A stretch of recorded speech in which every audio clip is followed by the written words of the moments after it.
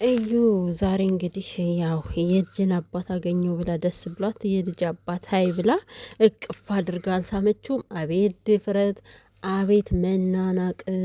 የምሬን ነው። በጣም ነው የተናናቀችውና እንግዲህ ያው ሀይሚና ብሩኬ እኔ ከእናንተ ጋር ሰላም እንደማታወራ ታውቃላችሁ። በቃ ሌላ ሰው ነው ማውራት ያለበት እዩን ማለት ነው። ወይ ሀፍትሽ ወይ ደግሞ መለኛው እነሱ ናቸው ሊያወሯት የሚገቡ።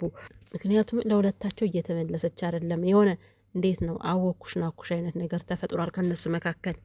ሰላም ሰላም ቤተሰብ እንዴት ናችሁልኝ? እንዴት ቆያችሁ? ሰላማችሁ ይብዛ ውድ ቤተሰቦቼ።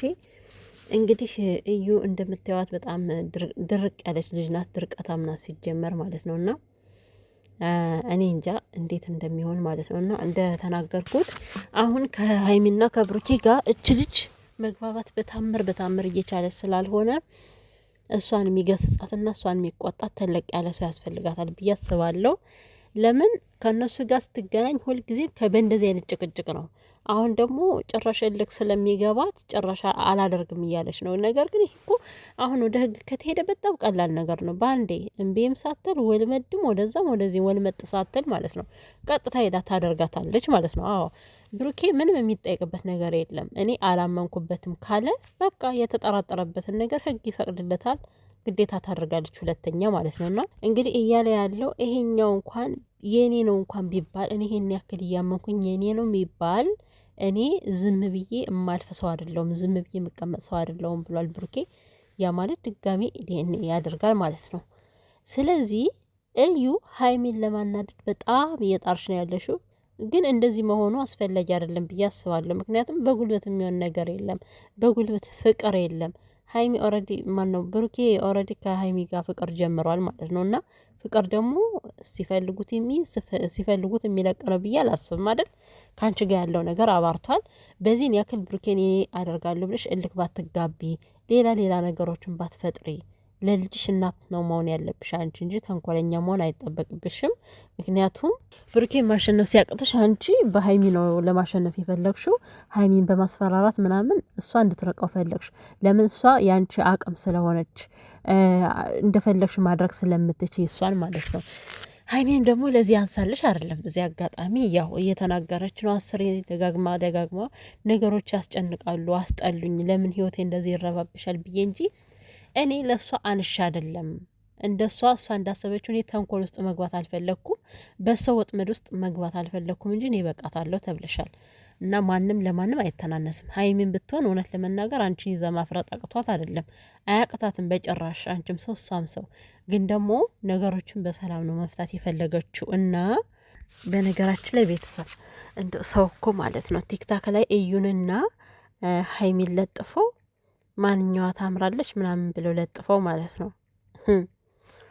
ከዛ ግማሹ እዩ ይላል፣ ግማሹ ሀይሚ ይላል ማለት ነው። እና በነገራችን ላይ ከመልክ ፍቅር ስጠኝ ነው የሚባለው።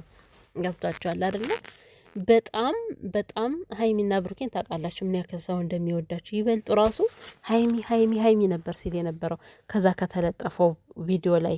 ማንም በሰውነቱ አይጠላም። ሀይሚዬን የመሰለች ቆንጆ ደግሞ ሰውና ሰውን ኮምፔር ማድረግ አይጠበቅባችሁም። ሲጀምር እችግር የምትባል ልጅ ማለት ነው በካሜራ ነው ያበደችው እንጂ ምንም የተለየ መልክ እኮ አይደለም ያላት አይደለም። ስለዚህ ሀይሚዬ ለራሷ ውበት አላት፣ እሷም የራሷ ውበቷ ለራሷ ነው። ከዚህ ጋር ውበትና ውበት አታወዳድሩ። ገብቷችኋል አይደለ? አሁን እዚህ ጋር እየተጣሉበት ያለ የውበት ጉዳይ አይደለም። ምክንያቱም እዩ ማለት እንደዚህ አይነት ነገሮችን ስታይ እሷ ነገሮችን እየገፋችበት ነው የምትሄደው። እና የማይደረግ ነገር ለምን ታደርጋላችሁ?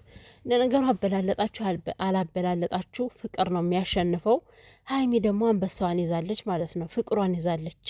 እና ልጅቷን ባጉል ነገር እንድትሄድ ባታድርጓት ጥሩ ነው፣ እዩን ማለት ነው። እና ምንድን ነው እዩ ዛሬ ዲኤንኤ ድጋሚ ይደረግ ሲልሽ ለምንድን ነው አንቺ አልፈልግም ብለሽ ድርቅ ያልሽው? እኔ እኮ ብዙ ጊዜ ብሩኬ ምን ትለዋለች? አንተ መጀመሪያ እመን፣ ልጄ ናት ብለህ እመን። እንዴት ብሎ ይመንሽ እሱ? እንዴ አንደኛ ነገር ምንም ነገር የለም እያለች ነው። ሲቀጥል ደግሞ ያለ ምንም ዲኤንኤ የእኔ ልጅ ናት ብሎ ሊያምንሽ አይችልም። ለምን ያምንሻል? በጣም እየዋሸሽ እኮ ነው ያለሽ። ወዩ ለምን አርፈሽ አትቀመጭም አንቺ ግን? እና ቢኒም እንግዲህ ባለበት ነው ዲኤንኤ ይመረመራል የተባለው። እኔ ግን እንደምንም አድርገው ያው በጸብ ሳይሆን አግባብተው ምናምን ቢወስዷት የተሻለ ነው። ካልሆነ ግን ቢኒ ራሱን ማስመርመር አለብኝ ብሎ ይሄን ያክል በራሱ ኮንፊደንስ ካለው እኔም ማስመርመር አለብኝ ብሎ እኮ እሱም ለህግ ማቅረብ ይችላል እኮ። የልጅን ነገር እኔ በጣም እያሳሰበኝ ነው እያለ ስለሆነ ማለት ነው። እና አላስመረምርም ካለች ደግሞ ልጅቷን ያለባት ማሳደጓ ነው። እንግዲህ አልፈልግም ብሎ ብሩኬ ከሄደ ድጋሚ እኔ የሚመልስላትም የሚያነሳላትም አይመስለኝም ስልክ።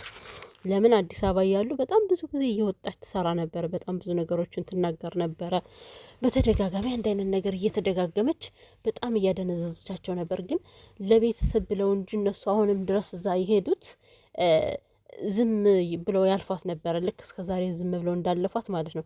ዝም ብለው እንደፈለገች ትበድ ብለው ማለፍ ይችሉ ነበር። ግን ለቤተሰብ ክብር ስላላቸው እዩ በሰራች ቁጥር ቤተሰብ የሚሰማው ስሜት አለና እሱን በማሰብ ነው ቡታጅራ ድረስ ተነስተው የሄዱት ማለት ነው። እና እሷን ትዕግስቷን ማስጨረስ ይችል ነበረ።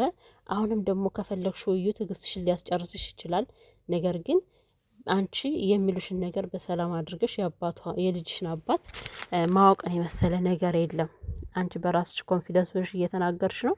ነገር ግን አባት ነህ ብሎ የተጠራው ሰው ደግሞ ራሱን ማንነቱን እንትን ማለት አለበት ማለት እዚህ ጋር ነጻ ማድረግ አለበት ማለት ነው።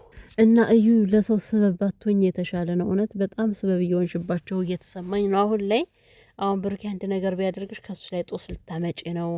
በአንተ ምክንያት ነው እንደዚህ የሆንኩት ወይም ደግሞ እየደበደበኝ ነው ብለሽም ራሱ መላ ልታመጭበት ትችያለሽ። ማለት እሷ ማለት እዩ የምትፈልገው በቃ የሆነሽ ነገር ክፍተት ነው። ከዛ ያችን ክፍተት ተጠቅማ የሀይሚና የብሩኬን ነገር ማስፋት። ግን ይሄን እድል ደግሞ ከዚህ በኋላ አታገኘውም ብዬ አስባለሁኝ። ለማንኛውም ሀይሚና ብሩኬ ጠንቀቅ በሉ። ከዚህ በኋላ እናንተ ባታገኟት የሆነ ትልቅ ሰው ነው ያገኛት የሚገባው ብዬ አስባለሁ ማለት ነው። ምክንያቱም ትልቅ ሰው ስታገኝ በዚህን ያክል አትዳፈርም። እሷ እንግዲህ ይህን ነገር የማያውቃ የለም። ጋሽዬም ያውቀዋል፣ ሁሉም ሰው ያውቀዋል አይደለ? ስለዚህ ከብሩኬና ከሀይሚ ወጣ ያለ ሰው ነገሮችን በስነ ስርዓት የሚያስረዳ ማለት ራሱን ኮንትሮል አድርጎ ሳይናደር ሳይበሳጭ በስነ ስርዓቱ የሚያስረዳ ሰው አስፈላጊ ነው፣ ግዴታ ብዬ ነው የማስበው ማለት ነው።